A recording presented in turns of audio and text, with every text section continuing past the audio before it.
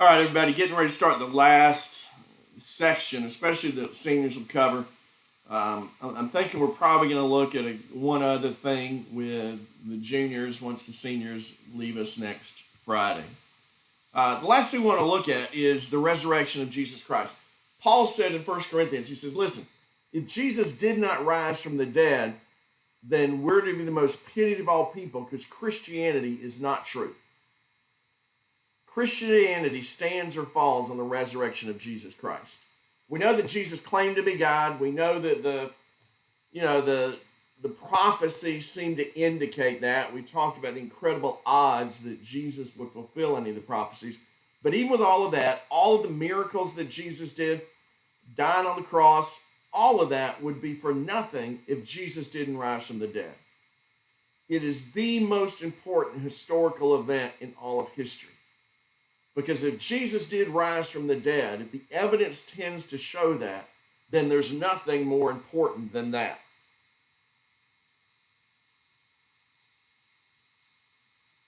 Start my stopwatch so we know our time. J. Warner Wallace, who wrote Cold Case Christianity, he used to be a cold case detective. Now he's an author, he's an apologist.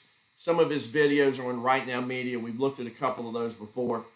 And he talks about that, hey, when you examine the resurrection, you've got to look at it like a cold case.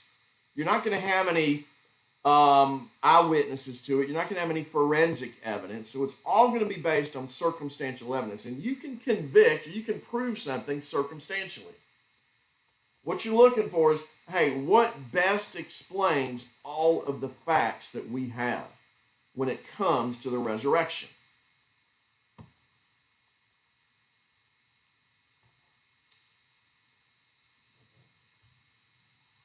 Now, when we look at it, we want to look at it as, hey, if you were just not thinking about this as being some, a spiritual book, the Bible, but just from the standpoint of a Greek document coming to us from the first century.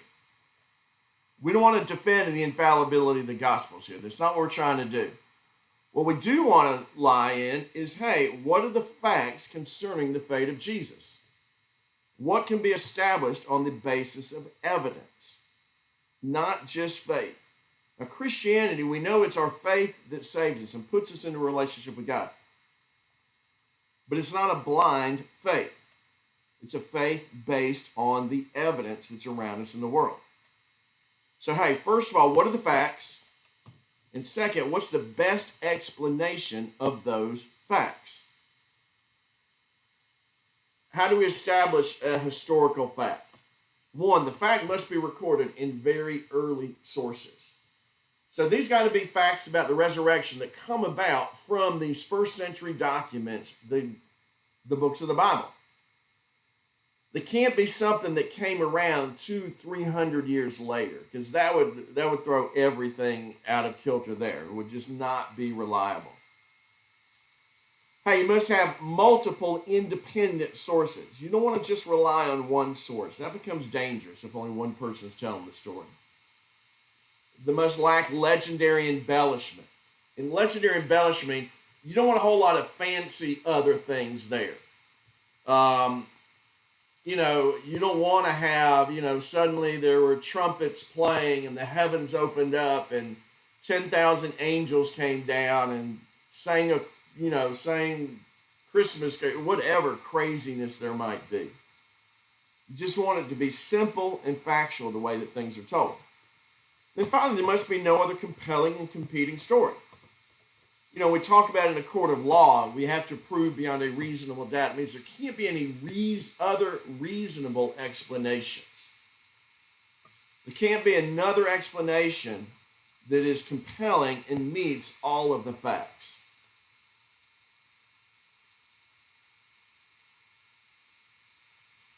Hey, there's 4 facts about the fate of Christ that pretty much all of the New Testament historians believe today.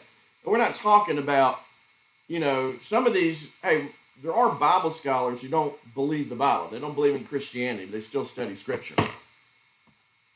So what are the 4 facts that we're going to look at? Today we're probably just going to look at the first 2. One, Jesus Christ was buried. Second, we have an empty tomb.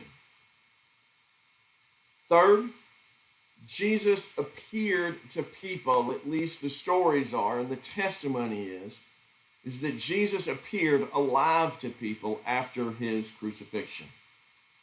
And finally, the disciples were changed. There's no doubt their lives were turned upside down to the point that every disciple but one died a martyr's death. And that one who wasn't was John, and he was exiled away from his churches and people. Let's skip this. Let's talk about the burial of, well, that's even, we don't want to talk there. We're skipping some things. I don't know why.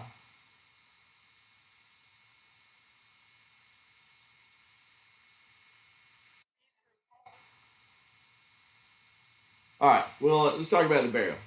We were in the right place. Hey, after Jesus died, he's buried by Joseph of Arimathea in Joseph of Arimathea's tomb. Jesus was dead, first of all. Roman soldiers were experts at death. This is what they did all the time. You would have pretty much had the same group of people that carried out all the crucifixions. Remember, there were lots of them going on at this time in the Middle East.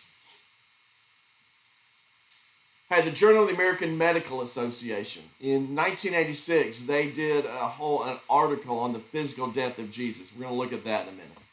And basically concluded from the gospel accounts, the testimony, eyewitness testimony that was given, that Jesus was dead before they ever took him off the cross. If you've ever seen the movie, you've seen the Passion. If you remember, we talked about prophecy, that when it came to the thieves on Jesus' side, they break their legs, so they go ahead and die quickly. Jesus, they didn't break his leg. They stabbed him. They pierced his side. They stabbed him. Part of prophecy. Part of prophecy also that none of his bones are broken. They pierced his side to show that he was dead. Hey, let's look a little bit about this report on the physical death of Jesus. Okay, here's the pictures you're looking at there. Up on the top left, up right in here. We know that before Jesus ever went to the cross, he was scourged. And if you've seen the Passion, then you understand how bloody and violent it was. The scourging took place with what they call a flagella.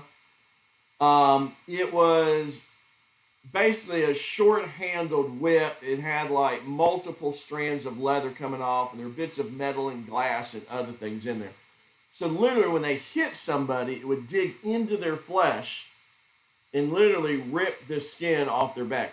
Oftentimes in the most horrific of the beatings, it talked about that muscle and bone were exposed. It was a pretty horrific thing. The next thing, after they scourged Jesus, and Jesus was condemned to the cross by Pontius Pilate. You remember, they made Jesus carry his own cross. Carried probably the cross beam is what he carried. That's pretty heavy. If you remember in chapel last year, I carried one of those in. The cross beam itself would weigh probably anywhere from 50 to 75 pounds. And he'd be carrying that on a back that had been beaten raw. In the picture here, you see two kind of crosses. First one right here, you see what they call a tau cross. The tau cross looked like a capital T. That was one they used. The other one was the Latin cross, and that's sort of the one that we traditionally see. You see in large. You see up there that they would put over the head of the condemned person a list of their crimes. And on Jesus it said, Jesus Christ, King of the Jews. So Jesus is beaten. He's bloodied. He's lost a lot of blood from that. He's weak. He's probably dehydrated. Then they force him to carry his own crossbeam. That puts another tremendous physical toll on the body. Then once they finally get there to the site of the crucifixion, is crucifixion itself. The nails they had, we think they were probably somewhere around 8 to 10 inches long. There's different things. They talk about he was pierced in his hands. Understand that in the Jewish vernacular, that anything from the wrist to the tip of your fingers would be considered your hand.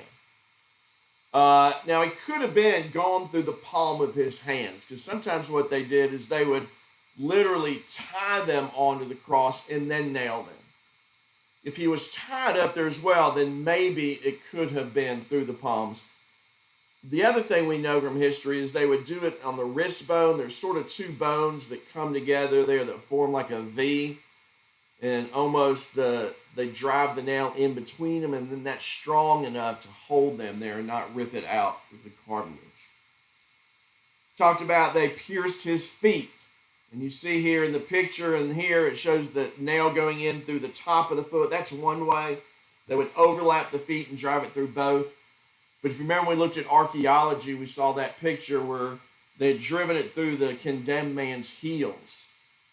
And they nailed his heels to either side of the post, the cross. And then they bent the nail so it wouldn't come off. So it could have been one of those two things that they did. And we're not sure exactly how it was.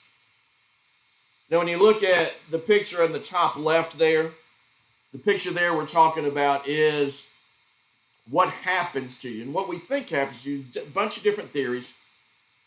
Some people think they ultimately died from shock. Others think they died from asphyxiation.